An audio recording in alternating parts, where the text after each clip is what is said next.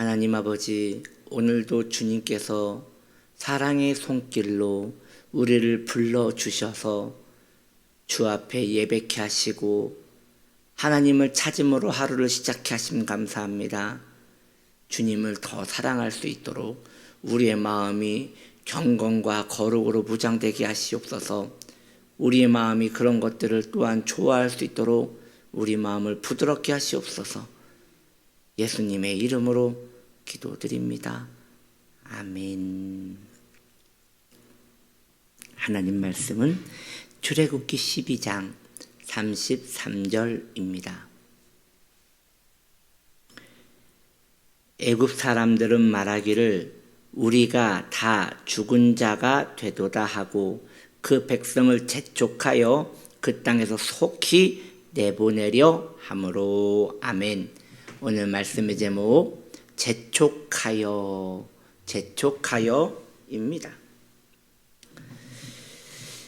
애굽 사람들은 자신들의 장자들이 그날 저녁에 죽자 자신들의 생명마저도 위험에 빠졌다고 생각을 했습니다. 참 이상하지요. 자신의 가족이 죽었으면 이제 안타깝고 슬퍼서 괴로워할 법도 한데 그 감정과 동일하게 자신도 죽을까봐 두려워했다는 그 감정은 참으로 사람이 자기의 생명을 가장 귀하게 여긴다는 것을 알 수 있는 것 같습니다.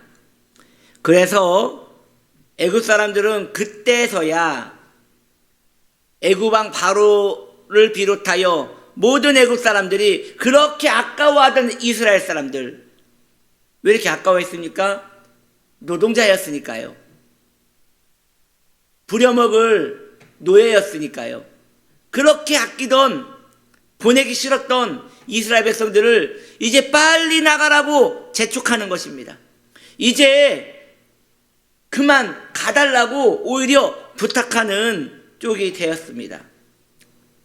애굽 사람들은 이제 이스라엘 사람들을 내쫓듯 이 땅을 떠나달라고 당부를 하며 또 나가려 할 때 이스라엘 백성들이 예물을 구하자 그들에게 폐물과 좋은 것들을 쥐어주면서까지 밀어내는 모습을 봅니다. 우린 여기에서 두 가지 메시지를 찾을 수 있는 것입니다. 그 첫 번째로 우린 여기에서 사람이 가장 중요하게 생각하는 것이 자기의 생명이라는 것을 알 수 있는 것이지요. 애굽 사람들은, 바로를 비롯하여 모든 애굽 사람들은 9가지 재앙들을 만났을 때까지만 해도 계속 마음이 완고하였습니다. 이스라엘을 보내려고 하지 않았습니다. 왜 그랬을까요? 첫 번째부터 9가지 재앙에는 사람이 죽는 재앙은 없었습니다. 그러나 그들의 실제적인 가족이 자기 눈앞에 죽는 것을 보았습니다.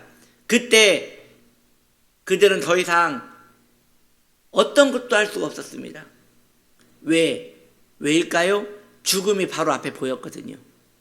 그리고 자신도 그렇게 될 수 있다는 두려움이 자신들을 사로잡았거든요. 맥이 풀렸습니다. 그리고 더 이상 이스라엘 사람들을 무서워서 더 이상 잡을 수가 없는 거예요. 더 이상 잡았다가는 자신들도 죽을 수 있다는 그 경고를 무심결에 들은 것이지요. 우린 여기서 알 수 있는 게 무엇입니까? 생명보다 귀한 것은 없습니다. 어떤 인간도 자기의 생명보다 더 귀하게 생각하는 것은 없습니다. 많은 사람들이 어리석어서 자기는 영원히 살 거라고 생각하고 물질을 사랑하고 관계를 사랑하고 또 건강을 사랑합니다. 그런데 이것은 자신의 생명이 유지된다는 보장하에서 그런 것도 귀한 것이지, 정말 자기의 생명이 위태하다면 그러한 것들은 헛된 것으로 여겨지고 자기의 생명을 보존하는 데에 사람들은 마음을 쓸 것입니다. 그러므로 지혜는 무엇입니까? 자신의 생명의 유한성을 느끼는 것입니다. 언제라도 아침 이슬과 같이 사라질 수밖에 없는 자기의 인생을 직면하여 보는 것이지요. 꼭 내일이 있을 것 같이 사는 것이 아니라 오늘이 마지막인 것처럼 사는 자는 지혜롭습니다. 그것이야말로 자기의 생명을 진정 아끼는 사람이기 때문입니다. 오늘날 성도들은 이에 대하여 긴장을 할 필요가 있습니다. 예수를 믿는다는 것이 도대체 무엇입니까? 왜 예수를 믿는 것이 생명보다 귀한 거라고 우리는 고백하는 것입니까? 그 이유는 예수를 믿으면 진정한 생명이 우리에게 오기 때문입니다. 예수를 믿으면 진정한 생명을 잃어버리지 않기 때문입니다. 반대로 예수 그리스도가 없다면 그 생명은 있어도 온전한 생명이 아니기에 소멸되기 때문에 예수 그리스도 안에 생명이 아닌 이상은 모두 헛된 생명이 되는 것이죠. 그러므로 모든 영혼들은 그리스도 안에 돌아와야 하는 것입니다. 그러므로 생명을 귀하게 여기는 자라면 예수 그리스도를 꼭 믿어야 하며 믿을 수 있도록 인도를 받아야 하며 예수 그리스도 안에 머물러야 하는 것입니다. 두 번째입니다. 저는 첫 번째로 재촉하여 내보내는 그 내용을 통해서 인간이 가장 중요하게 생각하는 것이 생명이란 걸 말씀드렸고요. 두 번째로 제가 드리고 싶은 말씀은 재촉한다. 이것은 정확히 하나님의 때가 이루어졌음을 의미하는 것입니다. 하나님의 일은 그렇게 진행됩니다. 하나님의 일은 인간의 때가 아니라 틀림없이 정확한 그 때에 하나님의 때에 이루어집니다. 신실하신 하나님을 찬양합시다. 신실하신 하나님은 어제나 오늘이나 동일하시기에 우리에게 한결같이 그분의 뜻을 진행시켜 나가십니다.